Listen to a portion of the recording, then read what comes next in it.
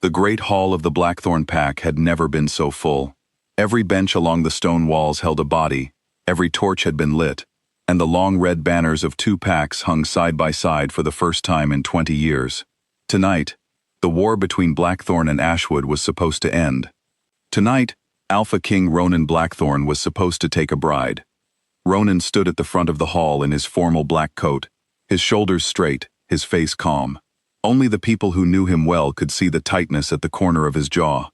He had agreed to this marriage for one reason only: peace. His pack had lost too many warriors to the border wars. If marrying a stranger could stop the dying, he would do it without complaint. The doors at the far end of the hall opened, and the Ashwood delegation entered. At the front walked Lady Sorrel, the bride chosen for him. She was beautiful in the practiced way of someone raised to be looked at, her chin lifted, her steps measured. Behind her came her father, the Ashwood Alpha, dressed in silver and pride. The crowd murmured as she crossed the hall. Everyone waited for the moment when Ronan would step forward and complete the greeting that would begin the binding ceremony. It was simple, really. A few words, a touch of hands, and two packs would be joined. Ronan stepped forward. He took Sorrel's offered hand, and he felt nothing. No spark, no pull, no sense of recognition. Just the cool skin of a stranger's hand in his, and the enormous weight of everyone watching him pretend that this was enough. He had known, of course, that a mate bond was rare, and that many marriages among wolves were made without one. He had told himself he was ready for a marriage of duty rather than love, but standing there, feeling the emptiness where something should have stirred, he understood suddenly that he could not make himself say the words. Not tonight, not like this. "Alpha Ronan?" Sorrel asked quietly, when he did not continue the ritual. Ronan hesitated. Behind him, his advisors watched with growing alarm. Beside Sorrel, her father's expression had already begun to harden. "Forgive me," Ronan said, loud enough for the hall to hear. "I cannot complete this ceremony tonight." The silence that followed was worse than shouting. Then it broke, all at once, into gasps and whispers that rippled from the front of the hall to the back like a wave. "You would humiliate my daughter in front of both our packs?" The Ashwood Alpha demanded, stepping forward with his fists clenched. "I would not lie to her, or to you, or to my own people," Ronan answered, keeping his voice level, even as his heart pounded. "A marriage without truth in it will not hold when trouble comes, and trouble will come. It always does." "This treaty was never about truth," the Ashwood Alpha snapped. "It was about ending a war." "Then let us end it honestly," Ronan said, "not with a bond that means nothing." Lady Sorrel said nothing at all. She simply looked at him, and for a brief moment, Ronan thought he saw something like relief flicker behind her eyes before she smoothed her expression back into practiced calm. The hall was in chaos. Advisors from both sides spoke over one another, some urging patience, others demanding an apology, still others muttering that the treaty was already dead. Ronan stood in the middle of it, feeling like a man who had knocked down a wall without knowing what was on the other side. And then his wolf, silent and unmoved throughout the entire ceremony, suddenly rose inside him with a force that nearly took his breath away. He turned his head before he understood why. His eyes moved past the furious dignitaries, past his own advisors, past Sorrel and her father, all the way to the edge of the hall, where the Pax Omegas stood in a quiet line along the wall. They were the ones who served at gatherings like this, refilling cups, carrying trays, standing so still and so unnoticed that most of the room forgot they were there at all. One of them was staring back at him. She was small and plainly dressed, her dark hair pulled back, a tray balanced carefully in her hands. She looked as startled as he felt, her eyes wide, her lips slightly parted. She did not look away, though clearly she wanted to. It was as if something held her in place, the same way something held him. Ronan's wolf did not simply stir. It surged forward with a certainty he had never felt in his life, a single word rising up from somewhere deep and ancient. Mate. He did not know her name. He did not know anything about her, and yet every instinct in his body told him that she belonged to him, and he to her, in a way no ceremony could create or destroy. "Ronan?" one of his advisors said carefully, noticing where his attention had gone. Ronan, everyone is waiting. He barely heard him. He was already moving, walking away from the center of the hall, away from the furious Ashwood Alpha and the silent Sorel, toward the row of Omegas standing against the wall. The room went quiet again, but differently this time. Confused, uncertain. No one understood what was happening. The Omega girl froze as he approached. Up close, he could see the tray trembling slightly in her hands. Her eyes, a soft brown, flicked nervously toward the crowd and back to him. "Please," she whispered, so quietly only he could hear. "Don't, they will not forgive this." "What is your name?" he asked, his voice gentler than it had been all evening. She swallowed. "Ren, my lord." "Ren," he repeated, and something inside his chest settled, as if the sound of her name belonged there. "I am sorry for all of this, but I cannot pretend I did not feel what I felt." "You don't know me," she said, panic edging into her voice. "I'm no one. I serve at the table. I am not meant to be looked at, let alone chosen by a king," Ronan finished for her, quietly. "I understand how strange this must sound, but my wolf has never responded to anyone the way it responded to you, just now, in this hall, in front of everyone. I could not have controlled it if I tried." Behind him, the hall had erupted into open argument. The Ashwood Alpha was shouting something about insult and betrayal. Sorel's voice, calm but sharp, cut through, demanding to know what exactly was happening. Ronan's own advisors were arguing among themselves, some saying this was a disaster, others saying it explained everything. Ren looked as though she wanted to disappear into the stone floor. "You have to go back," she said.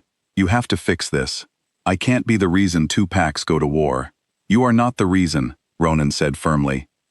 "The reason is that I refuse to build peace on a lie. What happens next is not your fault, and I will not let anyone say that it is."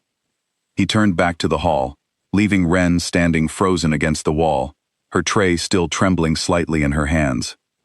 "Enough," Ronan said, and his voice carried the authority of an Alpha King, even though his heart was pounding harder than it ever had in battle. "I understand this looks like chaos. I understand it looks like disrespect. It is neither." The Ashwood Alpha turned on him, red-faced. "You refuse my daughter in front of the entire hall, and then walk to a servant girl like a lovesick pup. Explain yourself, Blackthorn, or this treaty is finished." "A mate bond is not something either of us can control," Ronan said. "It is not a matter of rank, or wealth, or planning. It is the deepest truth a wolf can know, and I felt it the moment my eyes met hers. If I had ignored it and gone forward with a marriage built on nothing, it would have poisoned this alliance eventually, whether in a year or in 10. I would rather give you an honest peace than a false one." "An honest peace does not humiliate my daughter," the Ashwood Alpha snapped. Sorel stepped forward then, surprising everyone into silence. "Father," she said quietly, "I would rather not marry a man whose wolf belongs to someone else. I have known since the moment he touched my hand that there was nothing there. I did not want to say it in front of everyone, but it is the truth, and I would rather have the truth than a comfortable lie." Her father stared at her, clearly startled. "Sorel, I mean it," she said. "Let us build peace some other way, a trade agreement, shared protection along the border, something real, instead of a marriage neither of us wanted in our hearts." The hall fell into a different kind of silence, one filled with uncertainty rather than fury. Ronan looked at Sorel with new respect. "I am sorry it happened this way," he said. "You did not deserve to be put in that position." "No," she agreed simply, "but I am not sorry it is over." The negotiations that followed lasted long into the night. Advisors from both packs argued over terms, over borders, over old grievances that had never fully healed. It was not easy. There were moments when it seemed the whole effort would collapse, when the Ashwood Alpha threatened to leave more than once. But slowly, piece by piece, a new agreement began to take shape. Instead of a marriage binding the 2 packs together, there would be shared patrols along the border, open trade between their territories, and a promise from both alphas to meet twice a year to settle disputes before they became battles. By the time the terms were finally agreed upon, the moon had climbed high above the hall's tall windows, and most of the crowd had thinned, exhausted by the long night.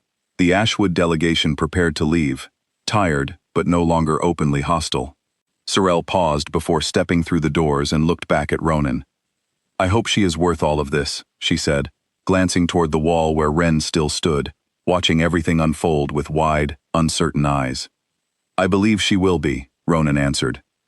When the hall had finally emptied of Ashwood wolves, and most of his own court had gone to their rest, Ronan walked back to where Ren still stood. She had set down her tray at some point during the long negotiations, though she still looked as though she did not quite believe any of it had happened. "You saved the treaty," she said softly, as he approached.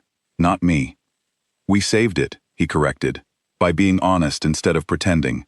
That is not something I could have done alone. Seeing you tonight reminded me why the truth mattered more than comfort." She shook her head slowly. "I don't understand any of this. I have served in this hall for 3 years. No one has ever looked at me the way you did tonight. I did not think an alpha even noticed omegas standing along the wall." "Then every alpha before me was a fool," Ronan said quietly. "I noticed you the moment I stopped pretending I did not need to feel something to marry someone. And once I stopped pretending, I could not look away from you." Ren's eyes filled with something between fear and hope. "This will change everything for me. People will look at me differently now. Some kindly, maybe. Others not so kindly."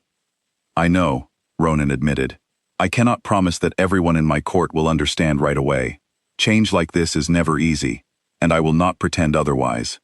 But I can promise that you will never again stand unnoticed in a corner, doing work that goes unseen and unthanked. Whatever comes next, you will not face it alone." She was quiet for a long moment, searching his face, as if trying to determine whether this was truly happening, or some strange dream brought on by exhaustion. "I am only an Omega," she finally said. "I was never raised to imagine standing beside a king." "You were not raised to imagine it," Ronan agreed gently, "but you were always capable of it. Strength is not only found in those who are given power. Sometimes it is found in the people who work quietly, who endure without complaint, who keep going even when no one thanks them for it. I saw that strength in you tonight, in the way you stood your ground even though you were terrified. That is not nothing, Ren. That is everything." Slowly, carefully, she reached out and let her fingers rest against his. This time, there was no emptiness, no politeness disguised as connection. There was warmth, and certainty, and something that felt, for the first time in Ronan's life, like coming home. "I am afraid," she admitted quietly. "So am I," he said honestly. "But I would rather walk into something uncertain with you than into something safe and empty with anyone else." Word of what had happened in the hall spread quickly through the pack in the days that followed.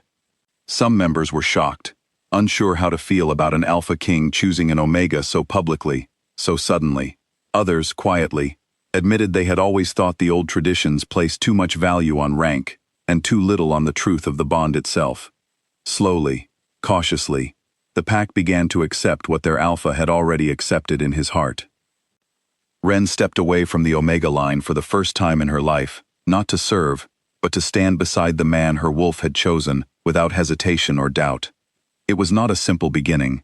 There were whispers to overcome, doubts to answer, and an entire court to win over.